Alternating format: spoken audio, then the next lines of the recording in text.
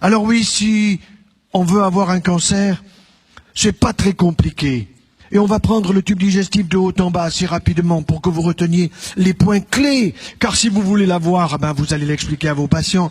Et vous allez voir que on peut leur expliquer. Je me souviens de ce couple qui vient à ma consultation au centre anticancéreux de Montpellier où aujourd'hui on opère 12 malades atteints de cancer du sein, où l'on opère des cancers du côlon, du rectum, où l'on opère des cancers de la prostate qui n'ont pas besoin d'être opérés, j'en parlerai certainement. Alors ce couple, il vient et je demande qui est malade, j'avais la parité, l'homme et la femme. Et les deux répondent presque en même temps, docteur, nous sommes des originaux, nous on n'est pas malades, qu'est-ce que vous venez faire? Il y a un tas de monde qui attend, stressé, avec des maladies graves, et vous venez, vous n'avez rien. Allez donc voir les flamants roses au bord de la Méditerranée. Oui, mais docteur, on vient vous voir parce que on dit que vous êtes spécialisé dans la nutrition, alors vous pouvez pas nous donner des conseils pour qu'on ait un cancer? Tiens, je dis pourquoi vous voulez avoir un cancer? Parce que si vous nous l'expliquez bien, on saura bien comment pas l'avoir. Voilà une bonne démarche. Une démarche de l'intelligence qui fait que le grand public aujourd'hui veut savoir comment ça marche et s'intéresse même plus souvent que les médecins qui sont liés aux laboratoires pharmaceutiques, lesquels ont compris qu'il y avait beaucoup plus de gens en bonne santé que de gens malades. Alors il faut donner aux gens en bonne santé pour l'ostéoporose, pour la ménopause, tout ce qui est pause, andropause. Il faut absolument que nous prenions quelque chose et comme ça, on est certain de devenir malade. Et là, les labos peuvent s'occuper en plus de nous. Tout ça remboursé par la Sécu, bien sûr. Alors, vous voulez avoir un cancer otorhinolaryngologique, il n'y a aucun problème, c'est très simple. Vous allez prendre du Pernod Ricard régulièrement, du whisky, de la vodka, du gin. À Noël, vous allez voir ces pubs dans le métro et partout sur la vodka.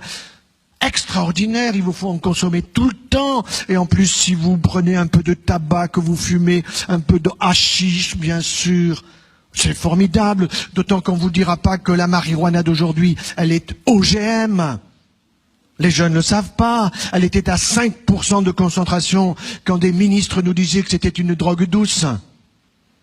Résultat, aujourd'hui, elle est à 35% de concentration. Mais les jeunes vous disent, mais c'est bio, puisque c'est une plante verte. Les pauvres, avec des cerveaux qui sont de plus en plus abîmés chez les jeunes, mais qui remplissent les cabinets de psychiatres et de psychologues.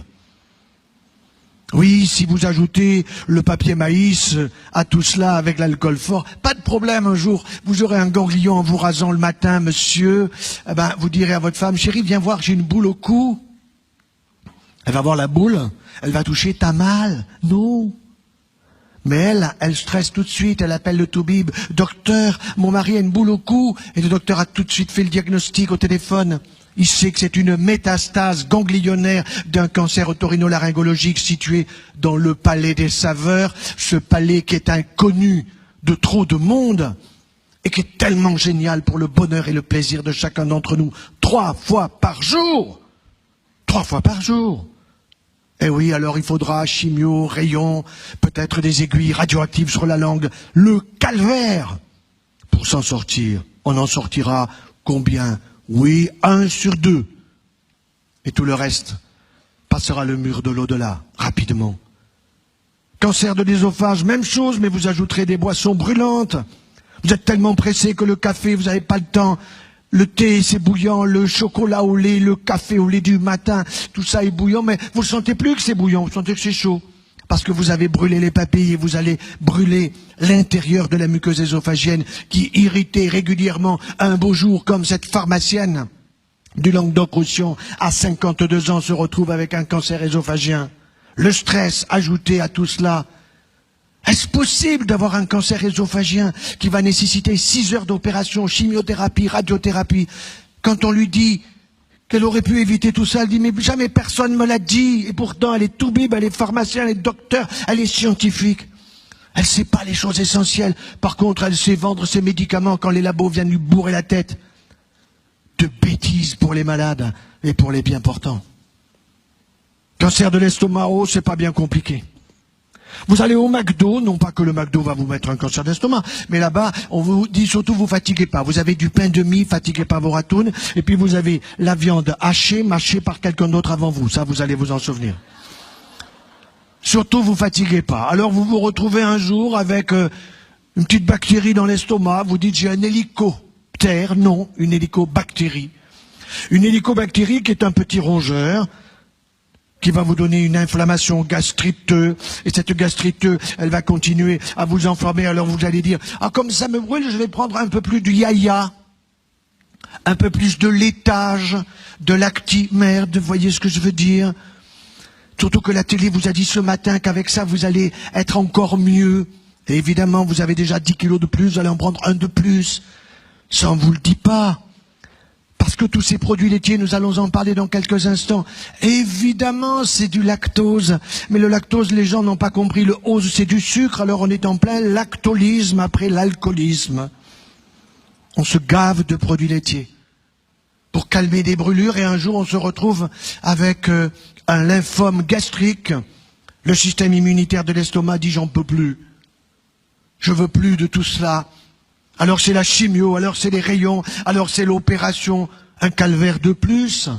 Et tout ça pourrait être évité. Et puis le gastro vous dit non, mais continuez comme vous faites, pas de problème, je vous donne un antibiotique pour une semaine, puis je recontrôlerai, puis on se verra régulièrement, puis c'est bon, j'ai pas assez de patients. Eh oui.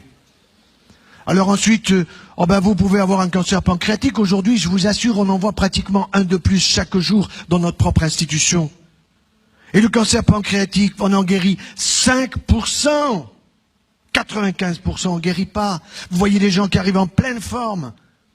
Et puis ils ont des petites douleurs par-ci, par-là. On fait une échographie, on fait un scanner, il y a déjà des métastases hépatiques. Et la partie est perdue. Il y aura des chimiothérapies, certes plus efficaces qu'autrefois, qui permettront de vivre 1 an et demi, 2 ans, 24, 25, 26 mois. C'est que dalle quand on a 40 ans. Alors je vous dis, et je dis à tout le monde, aujourd'hui ayez pitié de votre pancréas. Et votre pancréas, mais c'est pas difficile à expliquer à la télé, à 20h30 à la place de Darty dont tout le monde se fout. Ça serait tellement facile de faire passer, qui donc? Une élève de celui qui était capable de parler sans un mot, le mime Marceau. Et le mime Marceau, vous avez des élèves, et j'en connais, j'en ai testé, qui sont géniaux, vous leur donnez une petite information, vous dites, faites-moi passer cette information comme ça, qu'avec des gestes. Et ça passe très bien. Et oui, le pancréas, une glande géniale, qui est au fond du ventre, non pas cachée, mais protégée. Pourquoi? Parce qu'elle a 2 fonctions, c'est grâce à elle que nous avons le taux du sucre dans le sang qui est à 1 gramme régulièrement et pas plus, seulement quand on se gave de coca, avec 17 morceaux de sucre dans 1 litre de coca, ou alors avec le light. Je voyais récemment l'un de mes collègues radiologues, je vais lui montrer pendant l'été un dossier difficile, et puis je vois sur sa table une bouteille de coca, je lui dis, mais maçon, vous prenez cette saloperie? Il me dit, c'est du light. C'est du 0 stress, monsieur. Je dis, vous foutez de moi? Ah ben non, il n'y a pas d'aspartame. J'ai dit, attention, prenez votre loupe. Alors il a pris sa loupe des mammogrammes, et puis, ah mince, c'est plein d'aspartame.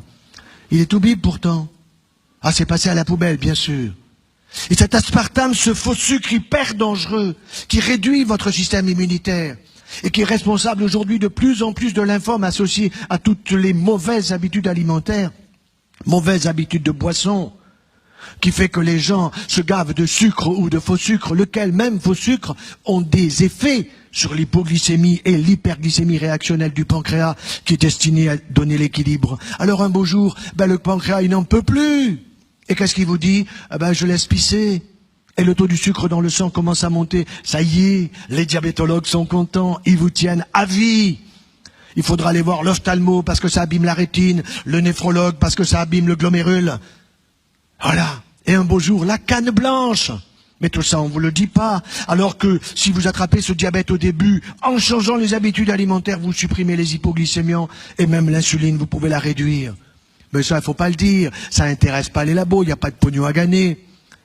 Et la Sécu n'y connaît rien. Parce que vous avez des spécialistes qui sont à la Sécu, qui sont là devant des bureaux et des ordinateurs, qui n'ont jamais vu un malade, en dehors d'eux-mêmes, qui sont en potentiel, bien sûr. Alors, deuxième fonction pancréatique. Deuxième fonction pancréatique, oui, le pancréas, tout le monde le sait pas ou l'oublie, ou on veut pas le dire, mais il est capable de fabriquer, comme la salive, 1 litre de liquide pancréatique est destiné à quoi? À digérer les graisses, bien sûr. Les graisses cachées dans la viande rouge, à digérer les mayonnaises, à digérer tout ce qui peut être associé aux aliments et qui est gras. Mais quelles sont les graisses dangereuses? Les graisses cuites, trop cuites, bien sûr. Alors ces graisses trop cuites que l'on va utiliser ou manger, consommer, parce que le barbecue horizontal, qui devrait être supprimé parce que c'est un danger public pour aller au barbecue vertical, de telle façon que quand les graisses tombent, elles ne tombent pas sur le feu qui les pyrolyse et qui crée des nitrosamines et des benzopyrènes toxiques et cancérigènes. Ben un beau jour, le pancréas qui n'en peut plus, lui aussi, il se met à chahuter, et voilà que les cellules exocrines, c'est-à-dire capables de fabriquer ce liquide pancréatique, elles se mettent à se multiplier d'une manière anormale, car une cellule pancréatique, elle est capable de vivre autour d'une année. Les gens croient que parce qu'ils ont leur âge, leurs cellules ont leur âge. Mais non, nos globules blancs, ils vivent 7 jours. S'ils se mettent à vivre 15 jours, c'est une leucémie. Nos globules rouges, ils vivent 120 jours. S'ils se mettent à vivre 200 jours, ça va pas. C'est une maladie de Vaquel, c'est un cancer des systèmes des globules rouges. Les cellules de mon foie, si je ne l'ai pas intoxiqué d'alcool et de marijuana et de tabac, ils vivent une année. Donc, si j'ai 60 balais, mon foie, je l'ai refait 60 fois. Formidable. Et mon pancréas, autant de fois. Les cellules de mon intestin grêle, elles vivent 4 à 5 jours, pas plus. Mais si je prends la chimiothérapie, le tapis intestinal destiné à absorber tous les aliments qui est aussi grand qu'une surface d'un terrain de handball, oui, à ce moment-là, il est brûlé complètement. Alors, ce sont des fuites digestives, c'est une malabsorption digestive et les gens sont en permanence fatigués par les chimiothérapies souvent abusives que l'on donne. Mais on va vous guérir. Laissez-nous faire, c'est nous qui sommes compétents et vous n'y connaissez rien. C'est faux. De plus en plus de grands publics sont capables de poser des questions intelligentes et il faut les écouter. Il faut s'asseoir en consultation pour écouter les gens et se rendre compte que très souvent, l'instinct, l'intuition, elle est juste chez le patient.